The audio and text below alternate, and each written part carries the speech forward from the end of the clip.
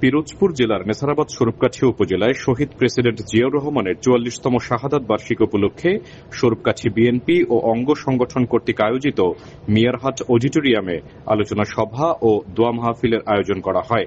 উক্ত অনুষ্ঠানে শুভেচ্ছা বক্তব্য রাখেন জনাব আব্দুল্লাহ আল বেরুনি সৈকত। এছাড়াও বক্তব্য রাখেন সাবেক পৌর মেয়র জনাব শফিকুল ইসলাম ফরিদ, জনাব নাসির উদ্দিন তালুকদার, জনাব আতিকুল ইসলাম লিটু, জনাব জাহিদ হোসেন, জনাব সোহেল মৃধা সহ অন্যান্য নেতা ও নেতৃবৃন্দ। স্বরূপকাছি প্রতিনিধি মেজবাহ উদ্দিন স্বপনের ভিডিও চিত্রে বিস্তারিত। তাদেরকে আমি ধন্যবাদ জানাই। আমি আশা করি আগামীতে আমরা সবাই একত্রভাবে মিছিল মিটিং করতে পারবো, এই আশ্বাস আমাদের সকলকে বা কর্মী ভাইরা চায়।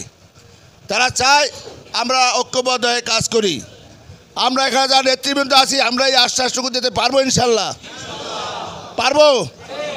আমার মনে ৪৪তম শাহাদাত বার্ষিকী আজ জিয়াউর রহমান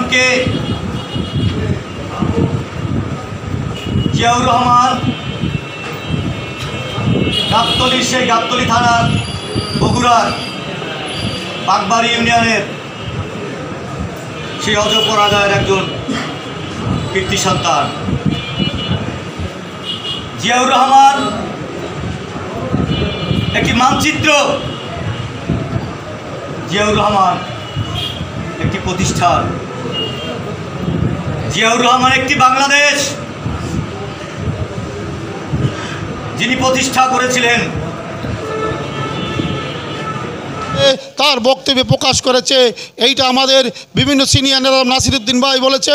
ইতিমধ্যে আপনারা দেখেছেন এরা আজকে হাসি বা হাতে ক্লাব বা আনন্দের বা ঠিকঠাক এরা বক্তব্যের সময় নাই। আজকে শহীদ প্রেসিডেন্ট জিয়াউর রহমান যে দেশের স্বাধীনতার ঘোষক, সেই দেশে কালুর ঘাট বয়ে স্বাধীনতা ঘোষণা করেছিল, আজকে তার স্বাধীনতা ঘোষণার কারণে এদেশে একটি স্বাধীন স্বয়ংমত দেশ প্রতিষ্ঠিত হয়েছে। আজ বাংলাদেশ, সেই বাংলাদেশে আমরা বসবাস করি। এই বাংলাদেশের শহীদ প্রেসিডেন্ট জিয়াউর রহমান যখন শেখ পরিবার, শেখ মুজিবুর রহমান দুঃশাসন। তাই প্রিয় সহযোদ্ধা, আমার রাজনৈতিক অভিভাবক স্পষ্ট ভাষায় বলে দিয়েছেন, নয় দিল্লি, নয় পিন্ডি, নয় কোনো দেশ, সবার আগে বাংলাদেশ। প্রিয় সহযোদ্ধা, আমাদেরকে ঐক্যবদ্ধ থাকতে হবে। আমার নেতা যে যখন বেগম খালেদা জিয়া অসুস্থ হওয়ার পরে জনাব তারেক রহমান ধারাবাহিকভাবে সেই আদর্শটিকে সামনে রেখে আজকে আমাদের দল সুসংগঠিত করে রেখে গেছে। সুতরাং আমাদের যেটি উদ্দেশ্য সেটি হচ্ছে সামনে যে নির্বাচন, গণতান্ত্রিক পদ্ধতিতে যে নির্বাচন হবে, এই জিয়াউর রহমান সেই বহুদলীয় গণতন্ত্র প্রতিষ্ঠিত করেছিলেন।